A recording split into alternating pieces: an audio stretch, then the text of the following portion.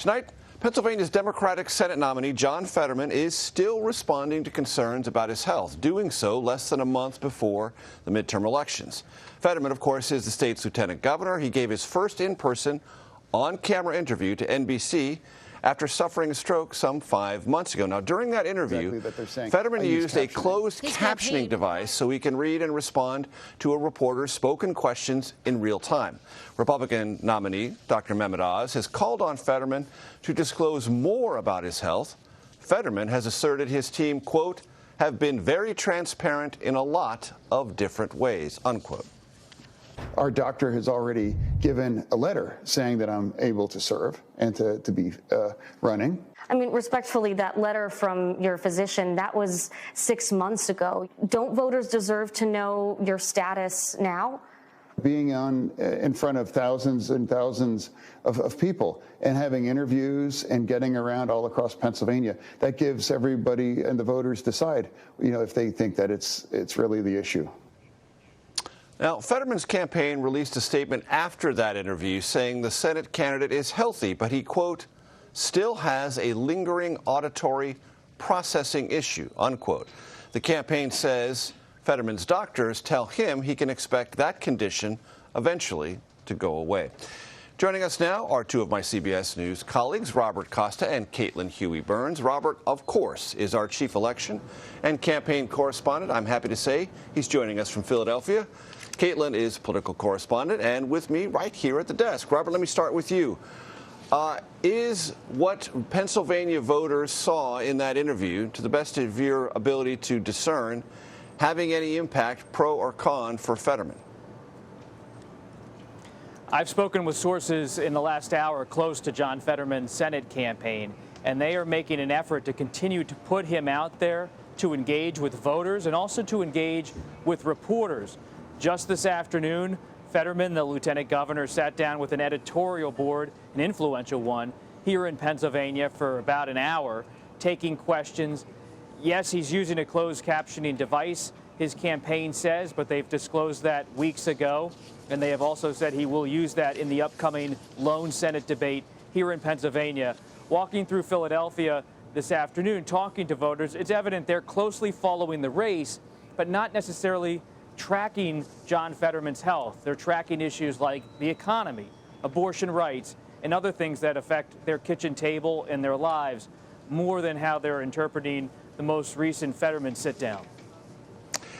Today, Fetterman put on his Twitter account, recovering from a stroke in public isn't easy, but in January I'm going to be much better. Dr. Oz will still be a fraud. Bob, you're there. When Fetterman says, as he did in that interview, that he's going around doing all of these events, seeing thousands upon thousands of people, for those either in Pennsylvania or those watching this race from afar, is that actually true? Is he that active and engaging that frequently with crowds of that size? He has been active. Of course, since he suffered a stroke in May, his campaign has been different.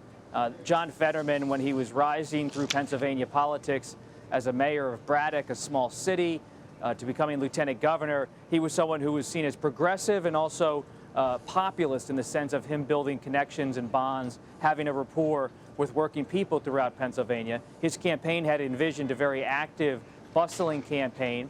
As he's recovered from a stroke, his schedule has been pulled back in part, but he's slowly begun in recent weeks to rebuild the Fetterman-type campaign us political reporters long expected to see in the close of the Pennsylvania Senate race. On Sunday, for example, he had a major rally in Bucks County, Pennsylvania, my home area where I grew up, in the suburbs, the collar counties of Philadelphia, and he drew over 1,000 people to Bristol, Pennsylvania. And he's expecting to have more of those rallies in the future, as is Dr. Mehmet Oz, the Republican nominee. So you see Fetterman now moving towards this debate, increasingly on the trail, having rallies, maybe not at the pace he would have if he hadn't have suffered a stroke in May. So the campaign's different, but he is engaged. So for the audience's benefit, Robert has given me permission to use Robert and Bob interchangeably, so I'm going to say Bob right now. Bob, as you well know, Senate campaigns have an ebb and flow to them. Fetterman was leading. This health scare definitely stalled that momentum. Mehmet Oz has poured a ton of money into ads critical of Fetterman. The race appears closer now. Do you have a sense of where that momentum is, or is it sort of frozen in advance of this October 25th debate, which will clearly be pivotal? What's important to remember about the Pennsylvania Senate race is that it's not happening in a vacuum. You have a gubernatorial race in Pennsylvania that's also dominating state politics. Doug Mastriano, backed by former President Trump, he was in Washington on the day of the Capitol attack, an outsider's outsider, someone who was questioned the election of 2020, repeated the false claims of former President Trump.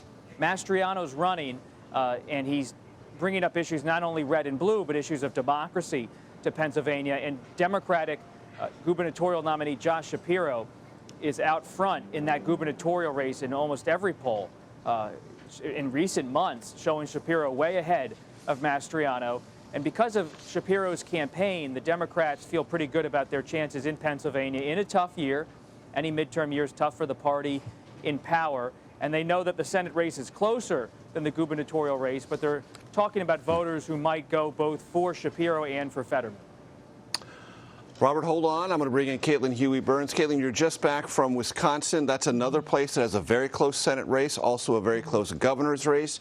What are the trends that you discerned there in Wisconsin? Yeah, well, it definitely feels like crunch time there compared to other states that I've been. You could see yard signs in most of the homes across where we were traveling. But what was really interesting is that this is an issue that the issue of crime is really hitting very specifically in Wisconsin. We've seen Republicans use this as a national issue, but in Wisconsin, it seems to be resonating. Voters that we talked to that were supporting Johnson, voters that we talked to that were supporting Barnes, all of them pretty much said that crime is an issue that they are feeling personally, this issue of crime, public safety. And so this is a situation where the Democratic candidate is a little bit on defense. Watching the airwaves, as you know, when you travel to cover campaigns, you turn on the TV to see what voters there are seeing. Every other ad was essentially on the issue of crime. There has been millions of dollars spent on this, and voters are feeling it. On our polling, too, voters were saying that they trusted Johnson more than Barnes on this. We had the opportunity to talk to both candidates. Mandela Barnes told us that, look, he doesn't support defunding the police. He wants to fund the police, and he kind of pointed the finger back at Johnson, saying Johnson was downplaying a little bit the violence on January 6th.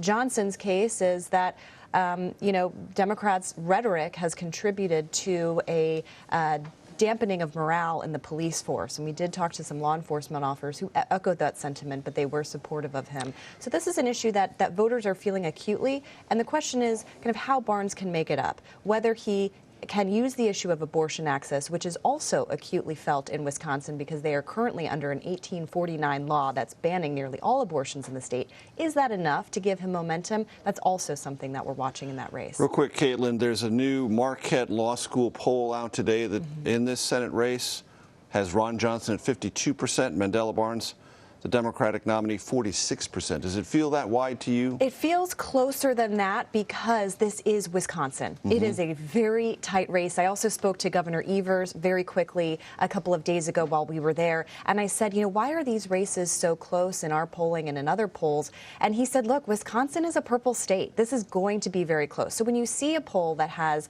that wide of a gap, the question is kind of what are some undecided voters feeling? And that was a question in that poll. But I will say that it certainly felt like Johnson had regained some of the momentum that he perhaps lost as abortion had come to the forefront over the summer. So in our poll, it shows a very close race. The Johnson campaign feels pretty good about what they are seeing. And you can tell, by the way, that Barnes is focusing on abortion, hoping that can be enough to really motivate his base of supporters and maybe reach out to those who might not be engaged in the process but are engaged on that issue. And Wisconsin different from Pennsylvania, as Bob was telling us, the Pennsylvania governor's race a bit wider in margin than the Senate race in Pennsylvania, but in both races in Wisconsin, Senate and governor, all polling, with the exception maybe of this Marquette Law School polling, shows them both very close. Very, very close. Caitlin Huey-Burns, Robert Costa, we thank you so very much.